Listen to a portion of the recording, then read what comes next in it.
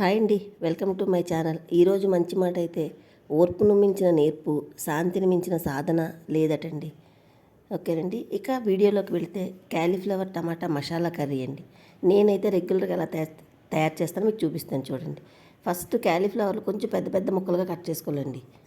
Cut చేసుకుని వాటిని ఉప్పు నీళ్ళలో శుభ్రం కడిగి ప్యాన్ పెట్టుకొని ప్యాన్లోనే ఒక 3 స్పూన్లు ఆయిల్ వేసుకొని ఈ ముక్కలన్నింటినీ కూడా మంటను మీడియంలో పెట్టుకొని వేయించుకోవాలండి. ఆ ముక్కలు వేగుతూ ఉండగా ఆ క్యాలీఫ్లవరు దగ్గర దగ్గర 1 కేజీ ముక్కలు ఉంటాయండి. దానికి ఒకే ఒక్క ఆనియన్ వేసుకోవాలి, ఎక్కువ అక్కర్లేదు. ఆనియన్ చిన్న చిన్న ముక్కలుగా కట్ చేసుకొని మనం దాన్ని పేస్ట్ లాగా చేసుకోవాలండి.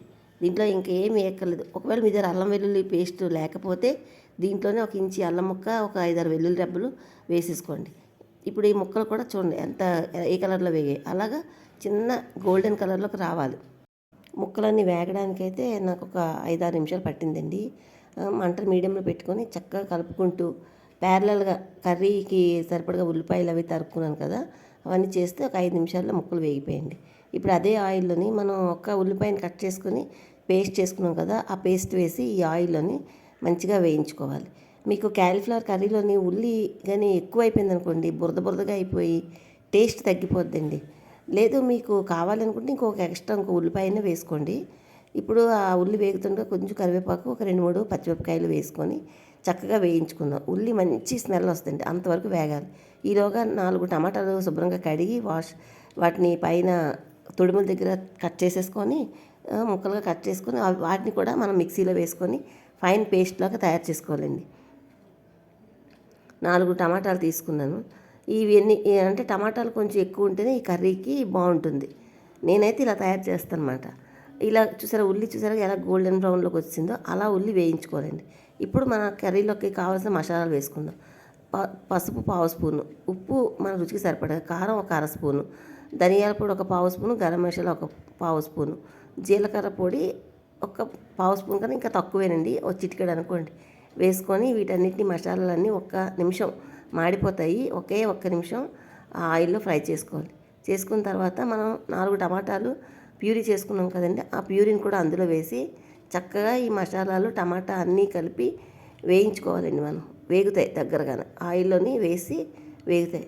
మనం కొంచెం మూత పెట్టుకుంటే తొందరగా మగ్గిపోయి మంచి నూనె పైకి తేలిపోయిన దాకా వేయించాలి. చూసారా బయటికి నూనె అలాగా కమ్మేస్తుంది కదా, అంటే టమాటాలు ఇప్పుడు వేగిపోయినట్టే. ఇప్పుడు ఈ స్టేజ్లో ఆల్రెడీ మనం క్యాలీఫ్లవర్ ముక్కలు వేయించుకున్నాం కదా, అవి కూడా అందులో వేసుకొని మనం ఈ మసాలా, ఈ టమాటా జ్యూసు అన్నీ కూడా దానికి బాగా పట్టేటట్టు కలుపుకుందామండి. ఇలా టమాటా ఇలాగ ప్యూరీ చేసి ఇలా కర్రీ చేయండి, నిజంగా చాలా బాగుంటుంది. ఇది రైస్లోకే కాదు, చపాతీలోకి, పుల్కాలు, రోటీ దేంట్లోకైనా బెస్ట్ అనిపిస్తుందండి.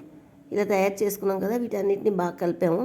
ఇప్పుడు మనం కొంచెం వాటర్, ఒక 100 ml అదే మిక్సీ గిన్నెలోకి కొంచెం వాటర్ వేసి, అంటే టమాటా గుజ్జు కొంచెం ఇంకా ఉండిపోద్ది కదా, వేసి నీళ్ళు కలిపేసి వేసానండి. ఒక గ్లాసుడు వాటర్ సరిపోద్ది. బాగా కలుపుకున్న తర్వాత మూత పెట్టుకొని మనం చూస్తే చక్కగా ఎలా ఉడికిపోయిందో, దగ్గరగా అయిపోయింది. ఉల్లిపాయలు ఎక్కువ వేయక్కర్లేదండి. మనకి తక్కువ ఉల్లిపాయతోటే ఈ కర్రీ చాలా టేస్ట్గా తయారవుద్ది. ఇలా రెడీ అయిపోయింది కదా, ఇప్పుడు మనకి ఇంకా ఒక్క నిమిషం ఉంటే దగ్గరికి వచ్చేస్తాయి. ఈ స్టేజ్లోనే మనం చూసుకోండి, ఉప్పు కారాలు ఏమైనా కావాలంటే అడ్జస్ట్ చేసుకోండి. ఇలా ఉడికిపోయిన తర్వాత కొద్దిగా కొత్తిమీర చల్లుకొని, కట్ చేసిన కొత్తిమీర చల్లుకొని డిష్ అవుట్ చేసుకుంటే మనకి ఎమ్మీగా ఉండే క్యాలీఫ్లవర్ టమాటా కర్రీ రెడీ అయిపోయిందండి. నేనైతే ఇలా తయారు చేస్తాను. ఇంతేనండి నా వీడియో. మీకు ఎలా అనిపించింది? నచ్చితే ఒక్క లైక్ చేయండి. మరిన్ని మంచి వీడియోని సబ్స్క్రైబ్ చేసుకోండి. Thank you for watching. Bye.